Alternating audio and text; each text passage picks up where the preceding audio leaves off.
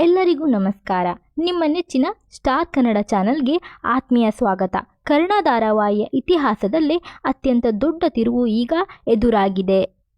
ವೀಕ್ಷಕರೇ, ಇಷ್ಟು ದಿನ ನಾವು ಕರ್ಣ ಮತ್ತು ನಿಧಿ ಒಂದಾಗುತ್ತಾರಾ ಎಂದು ಕಾಯುತ್ತಿದ್ದೆವು. ಆದರೆ ಈಗ ಕಥೆಯಲ್ಲಿ ಯಾರೂ ಊಹಿಸದಂತಹ ಮಹಾಸ್ಫೋಟ ಸಂಭವಿಸಿದೆ. ಕರ್ಣ ಮತ್ತು ನಿಧಿಯ ಮದುವೆಯಾದ ಮೇಲೆ ಮನೆಗೆ ಬಂದ ತಕ್ಷಣ ನಡೆಯುವ ಒಂದು ಘಟನೆ ಇಡೀ ಕುಟುಂಬದ ತಳಹದಿಯನ್ನೇ ನಡುಗಿಸಿದೆ. ಆ ಸತ್ಯವೇನು? ರಮೇಶನ ಅಸಲಿ ಮುಖವಾಡ ಕಳಿಸಿದ್ದು ಹೇಗೆ? ತಿಳಿಯಲು ಈ ವಿಡಿಯೋವನ್ನು ಕೊನೆವರೆಗೂ ನೋಡಿ. ಮದುವೆ ಮುಗಿಸಿದ ಕರ್ಣ ಮತ್ತು ನಿಧಿ ಮನೆಗೆ ಬಂದ ತಕ್ಷಣ ಕರ್ಣ ಎಲ್ಲರ ಮುಂದೆ ನಿಂತು ಒಂದು ದೊಡ್ಡ ಸತ್ಯವನ್ನು ಬಿಚ್ಚಿಟ್ಟಿದ್ದಾನೆ. ಅದೇ ರಮೇಶ್ನ ಅಸಲಿ ಮುಖ. ಹಿಂದೆ ನಿತ್ಯ ಮತ್ತು ತೇಜಸ್ ಮದುವೆ ನಡೆಯಬೇಕಿದ್ದಾಗ ಆದ ಆ ಗೊಂದಲಕ್ಕೆ ಕಾರಣ ಯಾರು ಎಂಬುದು ಈಗ ಬಯಲಾಗಿದೆ.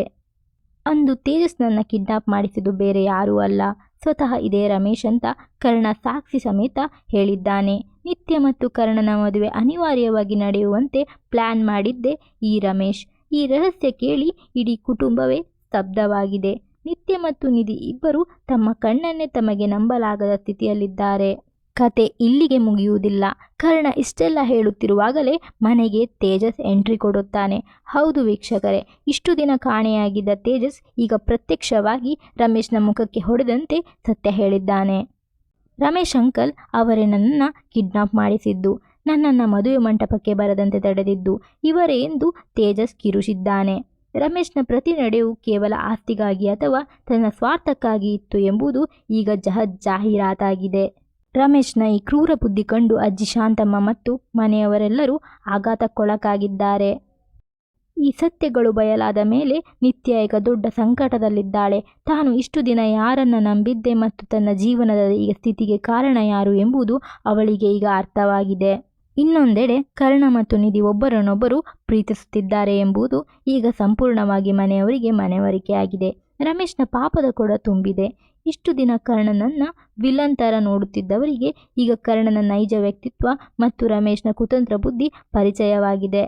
ಮುಂದಿನ ದಿನಗಳಲ್ಲಿ ರಮೇಶ್ಗೆ ಮನೆಯಿಂದ ಗೇಟ್ ಪಾಸ್ ಸಿಗುತ್ತಾ ಅಥವಾ ರಮೇಶ್ ಮತ್ತೇನಾದರೂ ಹೊಸ ಪ್ಲಾನ್ ಮಾಡ್ತಾನಾ? ವೀಕ್ಷಕರೇ, ಕರ್ಣ ಧಾರಾವಾಹಿಯ ಮಹಾ ತಿರುವು ನಿಮಗೆ ಹೇಗೆ ಅನಿಸಿತು? ರಮೇಶ್ನಿಗೆ ಸರಿಯಾದ ಶಿಕ್ಷೆ ಸಿಗಬೇಕಾ? ಕರ್ಣ ಮತ್ತು ನಿಧಿ ಈಗಲಾದರೂ ಸುಖವಾಗಿ ಬಾಳುತ್ತಾರಾ? ನಿಮ್ಮ ಅನಿಸಿಕೆಗಳನ್ನು ಕೆಳಗೆ ಕಮೆಂಟ್ ಬಾಕ್ಸ್ನಲ್ಲಿ ತಪ್ಪದೆ ತಿಳಿಸಿ.